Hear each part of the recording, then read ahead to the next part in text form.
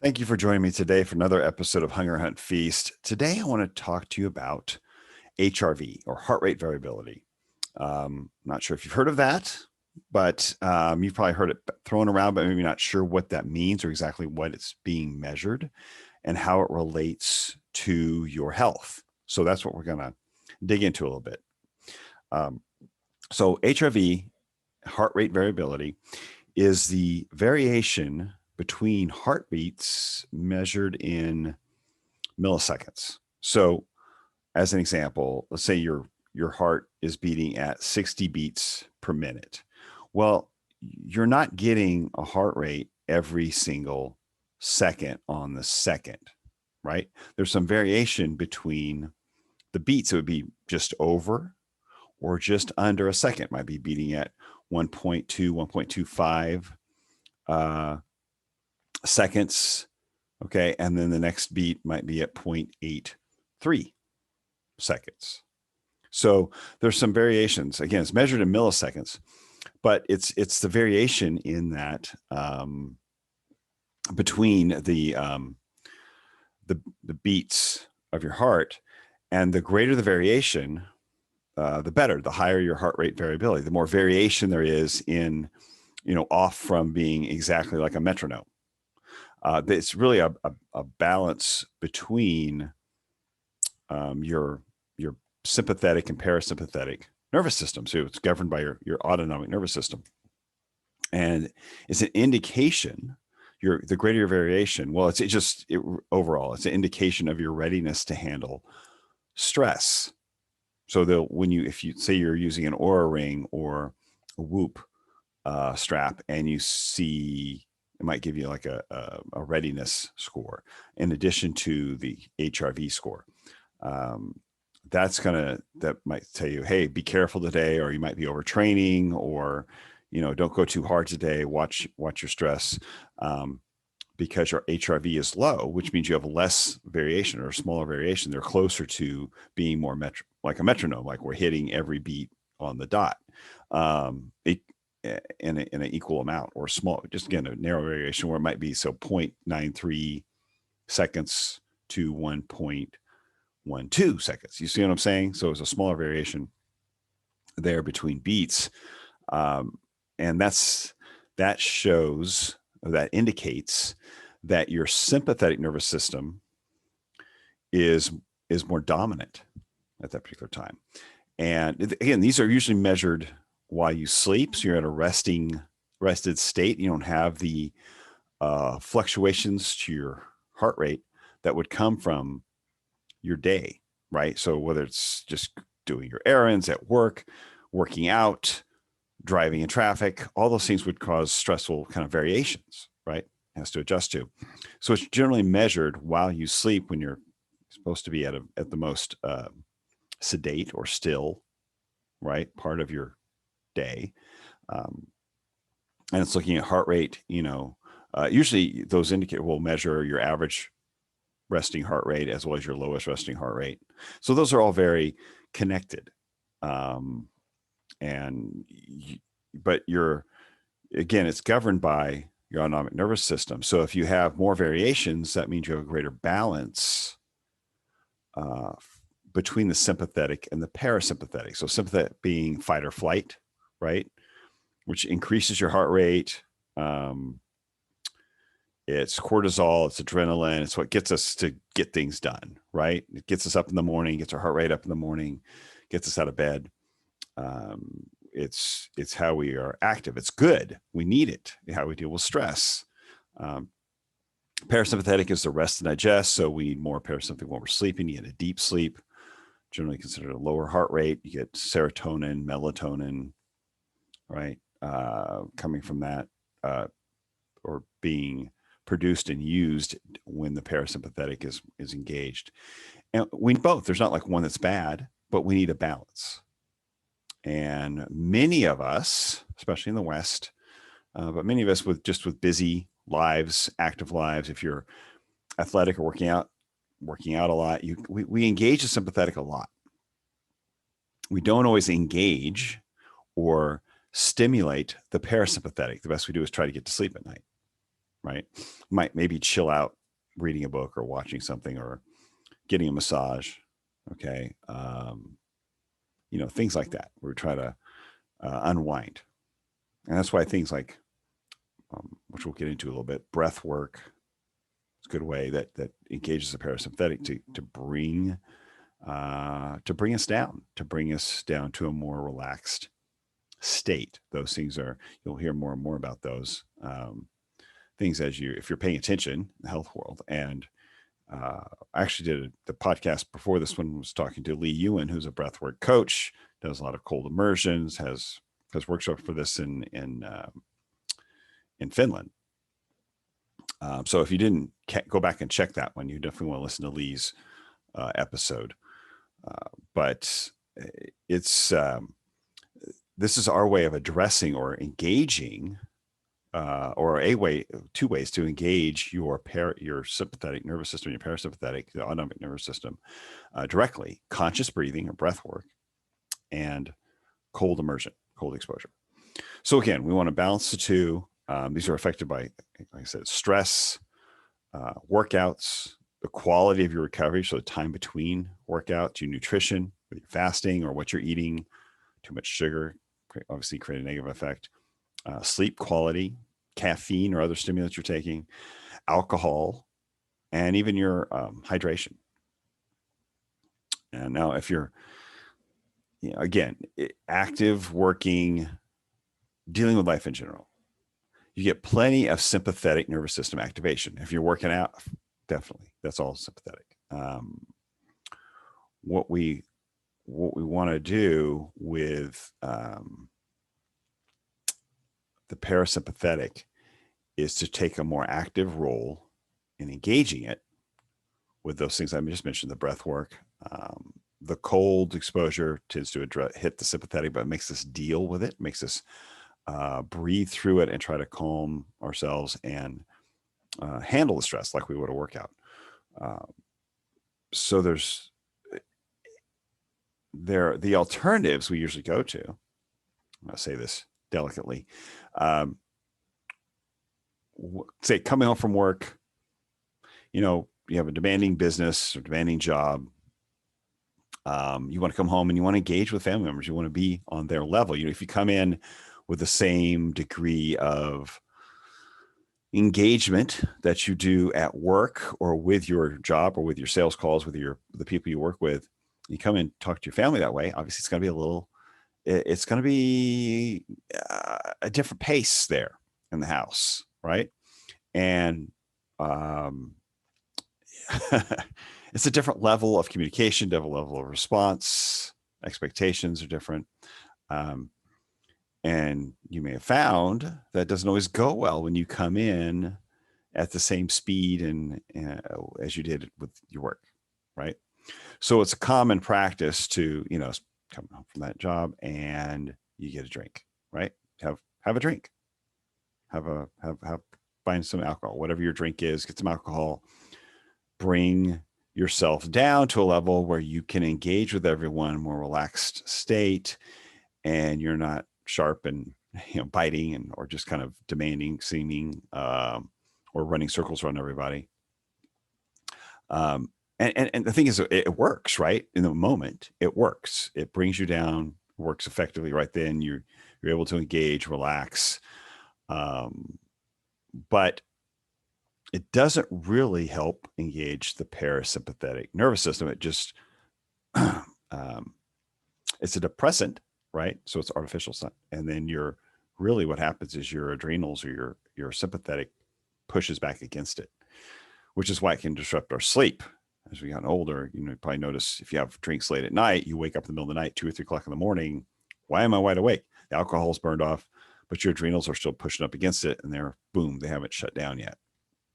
So much better ways, like I mentioned, yoga, massage, sauna, soaking in a hot tub, stretching, those kind of things can engage our sympathetic. The breath work, certain types of breath work. So that's where we want to think about how we're engaging it, how we're engaging our parasympathetic. We know it's helpful in that moment, right? To calm down and be able to communicate with everybody. But that's not going to help your sleep. It's not going to help the overall your longevity, your health. It's not going to help your HRV, right? So we need to look at engaging that from a more holistic behavioral perspective or approach that actually has physiological benefits, not the risks of alcohol or some other drug to help us handle that. Now, HRV can be affected by genetics, your age, your sex. Women tend to have a little bit lower HRV than men. That's because they have a slightly smaller heart, so the heart has to beat a little faster to keep for the same amount of energy, so to speak. So the heart's a little smaller. Hormone fluctuations, so these are things we can't change. We can't change those things, right? We can address our diet, our sleep patterns, food choices, again, workouts, recovery, having a rest day, avoid overtraining. That can send you more into sympathetic. When you go to sleep at night, have a colder bedroom. Make sure the temp is low, like definitely under 69, right? 62 to 69 is supposed to be ideal, right? 62 to 68 maybe, but ideal for sleeping. So a colder bedroom, not eating, especially not eating heavy food, but not eating with, close to bedtime. You want a good 3 or 4 hour gap there before going to bed. Again, also not drinking right before bed, at least 2 hours there before you go to bed to let yourself digest and process the alcohol. And not even drinking a lot of fluids in general right before bed, because I wake you up, go to the bathroom. Maybe taking a walk in the evening just to relax, unwind, or find some sort of relaxing hobby, reading a book, something that helps you, lets you focus on something or brings your mind to a quieter place, and you're not worried about work and your business and all the problems, right, that we all have to deal with. And the breath work, again, it could be as simple as doing some breath work, some nasal breathing, right? Some breath work for 5 or 10 minutes just to bring down, bring down your system, engage the parasympathetic. Ideally, what engages the parasympathetic is breathing through your nose. I like to do it, breathe through my nose, both in and out. Okay. So nasal breathing and using the diaphragm to pull your breath in. So not just a big, heavy chest breath that puffs your top of your chest up, but really pulling from your diaphragm, opening that up so it pulls the air down deeper into your lungs. So not a deep breath in terms of like this big puff thing that sends your shoulders up, but deep as in lower parts of your lungs, pulling that out, opening up the diaphragm so that allows the lungs to open up and pull the breath lower in the lungs, essentially. And then it's the exhale. Okay, as I mentioned before, when inhale, that increases the heart rate, right? Exhale lowers it. So, and then breathing through the nose also engages parasympathetic more. It calms, it of course moisturizes the air, filters the air, but it's more calming. So in and out through your nose, you're trying to relax. Maybe bring the bowl in through the bring the breath in through the diaphragm, through the nose, pulling through the diaphragm, out through the nose, and then you can hold your breath at the exhale, after the exhale. So the counter to that, say when we get shocked, we get in cold water, something surprises us, we inhale and hold it, right? We go, we kind of tend to hold it. That's stress. That's dealing with stress. That's cortisol. That's, there's times we need that, right? But if you're trying to relax, that's the wrong way to breathe. So exhale, maybe hold the breath there. So you could do a triangle breathing. So inhale. So by that, I mean you inhale slowly over 4 to 5 seconds. Exhale slowly through your nose, 4 to 5 seconds. Then hold your breath. That's the bottom, the base of the pyramid is the holding the breath, 4 to 5 seconds. Then back up, slowly inhale, slowly exhale, and then hold. Maybe 3 seconds, 5 seconds. Could be 10 seconds. Do what feels right to you. Another one is box breathing, which does engage sympathetic to some degree because you're holding the breath at the top as well, but you're still gently breathing through your nose. Hold 5 seconds. Slowly, gently exhale. Hold 4 to 5 seconds. So it's a box, right? Inhale, hold, exhale, hold, like a box. In the cold immersion or cold showers, you want to do that. You want to control your breath. So you get into the first 30 seconds, you're like, it's shock, right? You're doing everything you can to manage your breath, manage your response, and the breathing helps. Breathing through your nose, get that breath under control while under the cold immersion. And then you'll find after the first 30 seconds or so, you've got it more under control. Your body starts adjusting. Blood vessels are contracting. Again, creating that response, keeping that elasticity, that ability to expand and contract in the blood vessels. Now I started with cold showers, 30 seconds. It was felt like misery to me. First time I did, I hate cold water. I don't like the cold. I did it. It's important. It's easy. It's easy. You just turn the water on cold, step under it for 30 seconds at the end of your shower. And over a couple of weeks, worked up to 2 minutes, controlling my breath. It's an adaptation like anything else. Like with working out, you adapt to greater stress. 30 seconds at first was tough, like I said, or very uncomfortable. Let me say it was uncomfortable. I won't say it was tough. It was uncomfortable. It was not pleasant. It's still not pleasant. The first 30 seconds are still control of the breath, but I'm not, I've done it enough that it doesn't cause stress, right? It's just something I do. Work up to 2 minutes under there, and then work your way, controlling the breath, and then work your way towards a cold immersion with some ice in a tub. Use a pool thermometer, try to get the temp under 58, like getting down the mid to lower 50s is ideal for creating the response you want. But you want to, that's something that can be done, like say once or twice a week. Start with 2 minutes if you need to, but work up, 5 to 10 minutes would be a great, stimulant to keep the cold showers going through the week when it's as convenient because you're taking a shower frequently. And then get into the bath or the ice bath once a week be enough for 5-10 minutes to get that response. So that's a good therapy, something I'm working on myself because, as I mentioned, deep sleep, something I'm trying to extend, trying to get a greater heart rate variability. So I mentioned the Oura Ring, one way to measure it. The Whoop Band is another. Those are two more popular ones. I like the Oura Ring. I'm using the Oura Ring. I haven't used the Whoop Band. I'm sure it's great as well. I've heard a lot of good stuff about it.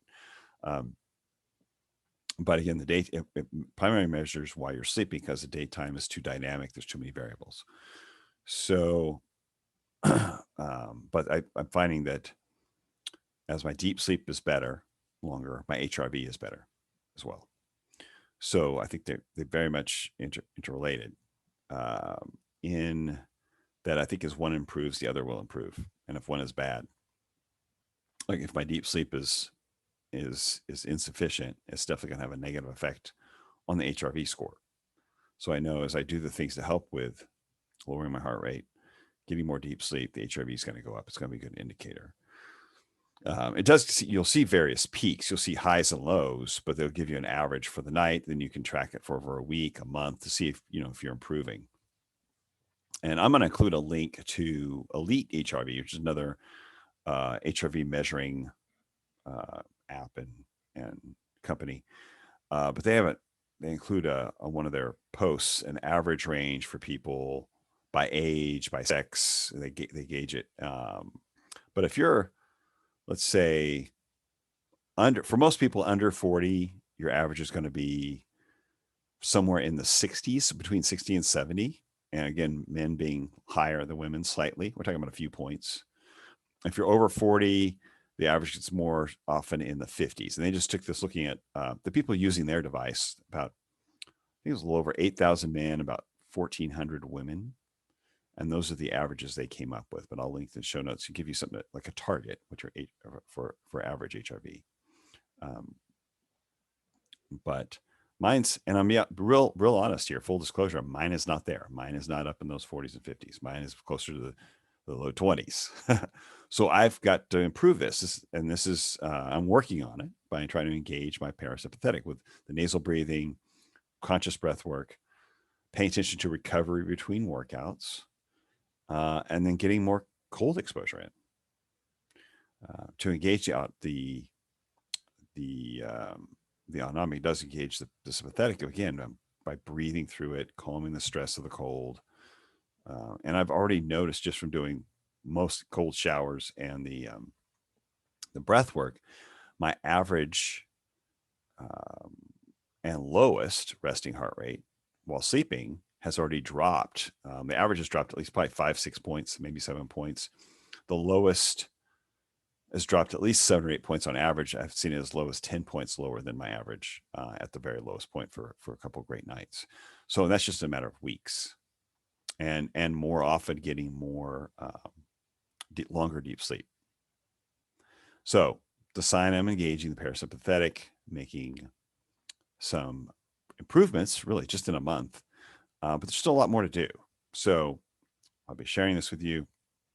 And I tell you, I work with a lot of very intense, some people call them high strung, but they're just these business owners and CEOs and so forth that these are my clients, one-on-one clients, and they carry a lot of stress with their businesses. They are the movers and shakers. They get stuff done. They have big responsibilities. A lot of people depending on them, not just their clients, but their employees. And they put it out every day. High energy, stress, responsibility. And, talking to them about stress sometimes, I mean, they're going to look at me like, like you have no idea what I have to deal with. And they're right, because I don't have that level of responsibility with my business. So I don't say it in a critical way. I say it in a way that is, concern, caring, like this is how we're going to improve your sleep, because a lot of them struggle with their sleep. It's a way to improve, which is motivating for them. But their stress level and the way to come down from it, as I mentioned, oftentimes the tendency is to use alcohol, and a lot of them definitely backed away from that, which is great. But it would have been for many the first tendency, the first thing to do, and they've done it before, in years before, to take the edge off, because it allows them to engage with their family, just take the edge off today and relax and not be so wound up in everything they've got done and what they have to do the next day, because it's a false or short-term effect with very negative downside. Alcohol has a very negative downside. It's a short-term effect. It works short-term. Long-term, it's very negative. It's very negative. Negative effect on sleep that night many times, but it's also negative in the long-term health.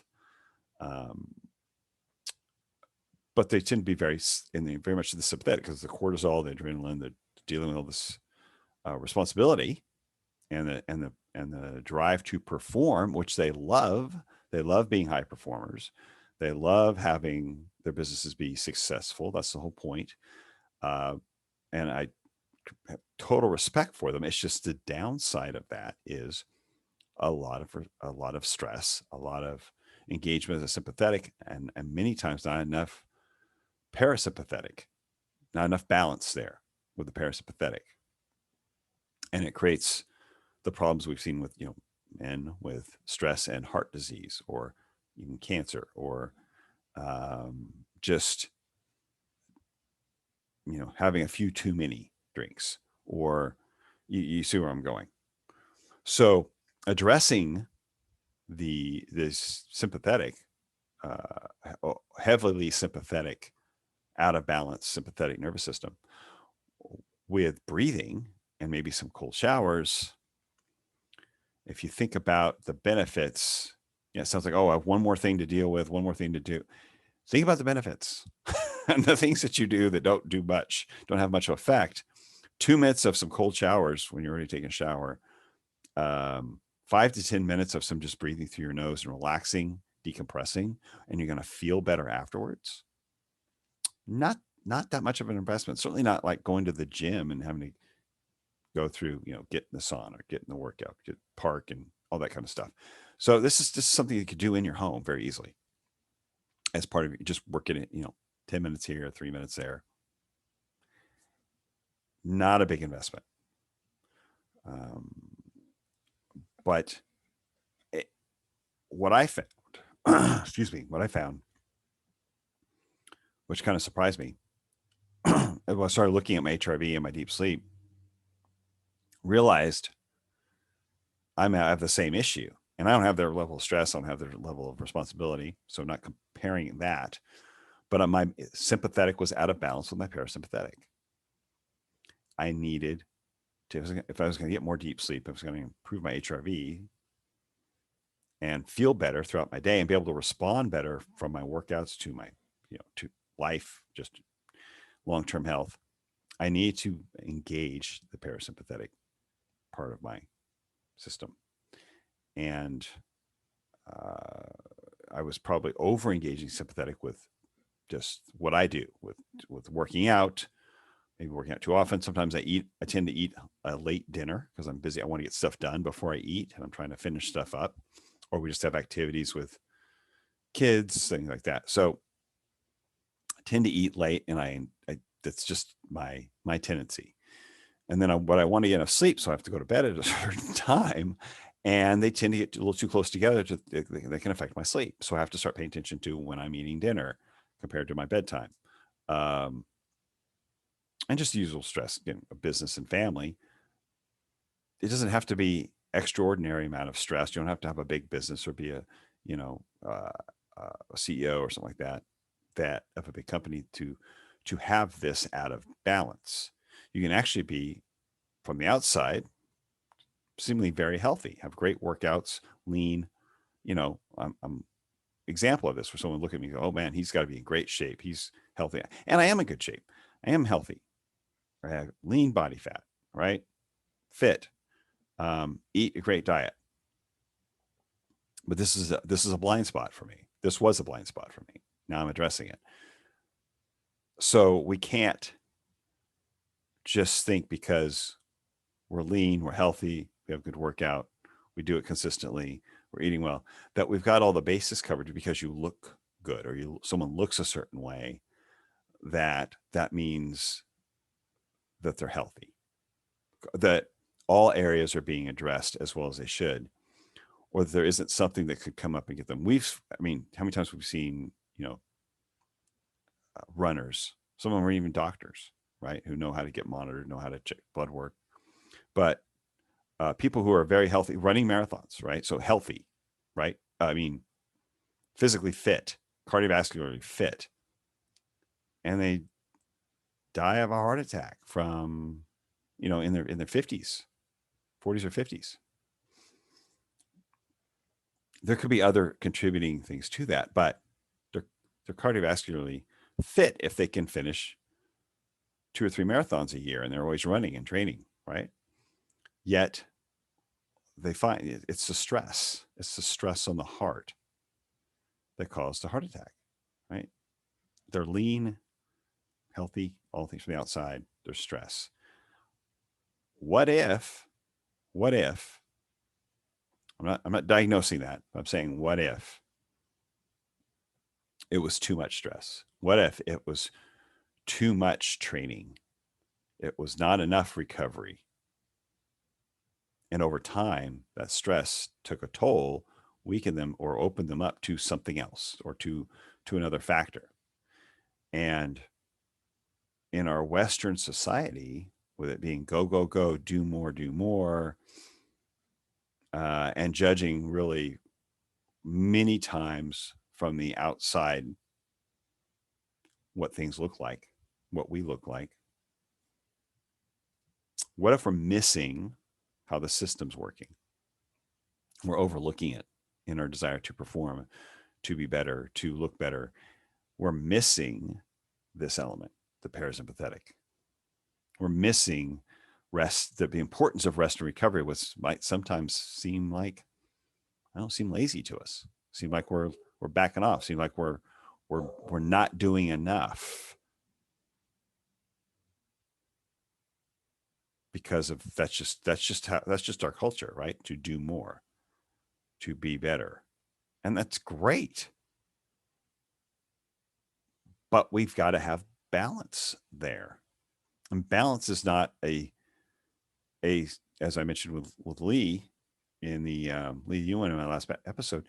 It's not, as he mentioned, I should say, it's not a freeze dried state. You don't stay in balance. It's not a stable. It's not. You're not still in balance. Balance is not still. Balance is constantly moving. Balance requires constant movement. Right? It's active. Balance is active. Balance requires balancing. It goes back and forth, and you have two sides of it. You don't get stuck. You don't sit there. You don't stay balanced. You balance. It's an active state. It's a constant happening. Does that make sense? So engaging the parasympathetic, as much as sympathetic we have to have the parasympathetic. We have to have the recovery. We have to have the rest. We have to have the things that engage us or engage that part of our system so that we can handle what we do during the day with our business, with our bodies. However active we are, we have to balance the rest. We have to balance the recovery with the parasympathetic. And right now, this is the HRV. HRV is one of the best ways I know of to gauge that, to measure it, to see, are we doing that effectively? Or is there room for improvement? And looking at sleep, not just the amount of time we're spending sleeping, but the quality of sleep. How much deep sleep? How much REM sleep? Are we getting enough of it? And realize that those things are important for long-term health. Not just the lifespan, but the lifespan definitely included in that, but the health span, how healthy we are through that time. So this has caused me to dig deeper into not just paying attention to my recovery between workouts, which I did back off a little bit when I realized how out of whack things were getting. I had been pushing it a bit for about 6 weeks. I've really been changing my schedule, pushing workouts a little bit for a period of growth, but realized I was overdoing it. And so I backed off there, started looking into breath work, cold exposure. As I mentioned earlier, I'm already seeing a difference in my resting heart rate when I'm sleeping, longer deep sleep, and slight improvement in my HRV, very slight, but I'm seeing an improvement in my effects of my breath work, the breath holding, adaptation to the cold immersion. So those things are all working out. There's adaptation happening. And that's the whole point of anything, of any of our workouts, whatever we're doing. We want to see the adaptation happening. And I see it happening. So I'm going to be sharing this. This is important. It's something I overlooked, something I took for granted, and probably something that's just catching up with me because of age. And I think with any of us, you're over 40, you definitely should be paying attention to this because your stress is what's going to cause more rapid aging. It's not just the workout. It's not just the food, sleep, and improved balance in our autonomic nervous system. Because again, that vagus nerve that runs from our brain to our gut, we need what's called vagal tone there. So that's kind of a term that seems a little, I know, kind of out there. Seems a little woo-woo. But it basically means, it's essentially saying the balance between our parasympathetic and our sympathetic, because that nerve goes through and hits every organ from our brain to our gut, everything in between, how we breathe, how fast our heart rate beats, kidney function, gut function, production of serotonin and melatonin, as well as the cortisol and the adrenals, and keeping those in balance. We need those in balance for the amount that we put out. We got to have enough to balance it out, so we're not all go and no slow. That makes sense. That sounds kind of silly, doesn't it? But it's true. We can't think of sleep and rest and recovery purely as lazy. And if you're a go-go kind of person and you're very motivated and active, whether it's with workouts or work or whatever you're doing, family, you've got to appreciate the parasympathetic side. You've got to appreciate the need for rest and recovery in your life. And that doesn't mean you may be able to do less of what you're doing. I'm not saying that. You can't show up less for your job. Maybe there's a way to manage it better. Maybe there's a way to delegate. Maybe. You certainly don't want to neglect family, right? The people you live with. But there has to be a way to address the parasympathetic. So in other words, without letting off of our responsibilities that drives the sympathetic nervous system, that our sympathetic nervous system helps us to achieve, not to do less responsibly. Now, with workouts, we can do, maybe we need to do a little less, or we need to pay attention to some of the indulgences we make with our diet or with drinking that realize that they're not helping us. They're really aggravating the sympathetic or engaging the sympathetic more, and we're trying to bring that down. So look at recreation, look at workouts, see if there's a way to back off there possibly. But really what we've been neglecting, and what I know I've been neglecting, is engaging the parasympathetic, actively engaging it. It's a lot more than just going to bed.